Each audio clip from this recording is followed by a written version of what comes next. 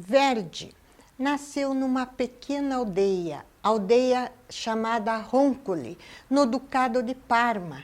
E na época que ele nasceu, em 1813, aquela região estava toda ocupada pelo exército francês de Napoleão.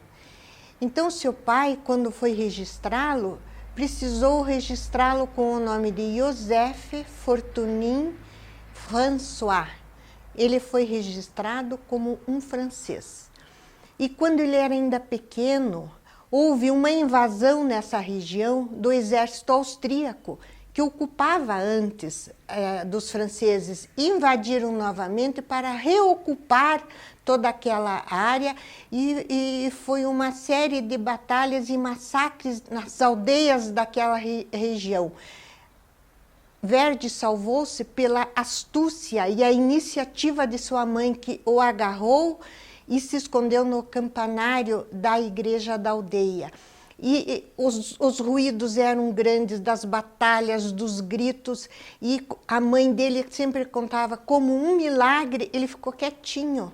Ele não emitiu um som no colo da mãe, não chorou, e com isso os dois salvaram-se.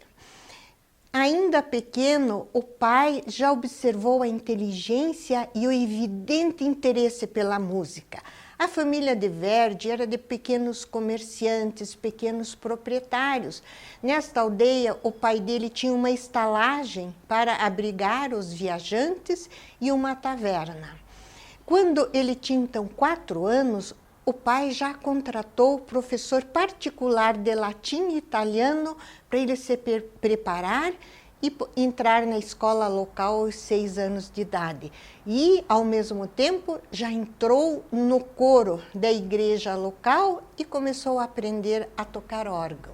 Quando ele tinha 8 anos, faleceu o organista da igreja e ele foi convidado para assumir o órgão para ser tocado nos ofícios religiosos, recebendo um pequeno salário.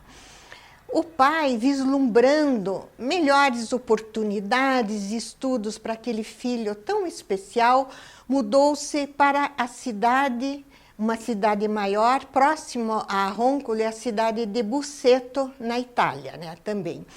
Lá, Verdi ingressou no ginásio, que ele terminou aos 14 anos com louvor e aprofundou seus estudos de música. E é interessante que neste período, todo domingo ele ia a pé na igrejinha de Roncoli para tocar no ofício religioso, na missa da sua igrejinha.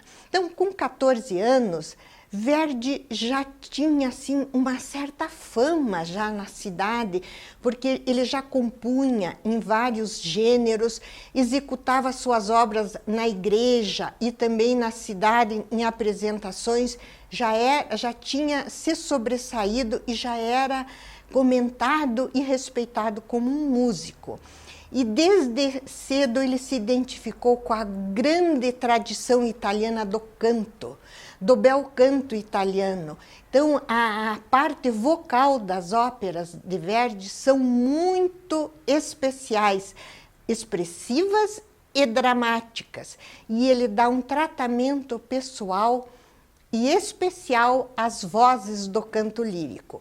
Hoje nós vamos privilegiar as vozes masculinas, porque nós vamos ter uma aula só sobre as heroínas de Verdi e de Puccini. Hoje vai ser o dia mais dos homens. Nós vamos assistir a área também da ópera Nabucco, que foi a primeira ópera de sucesso de Verdi.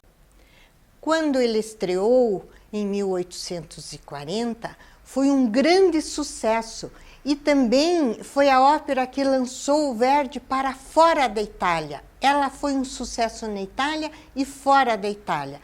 Ela tem esse nome Nabucco porque conta a história de Nabucodonosor, o rei da Babilônia na época do cativeiro dos hebreus.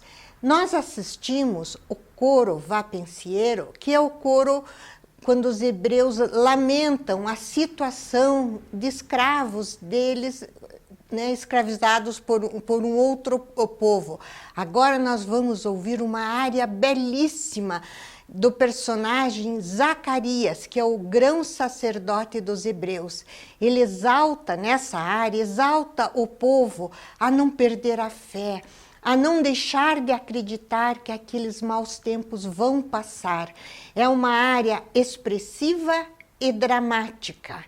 E uma área para um tipo especial de voz masculina, baixo barítono.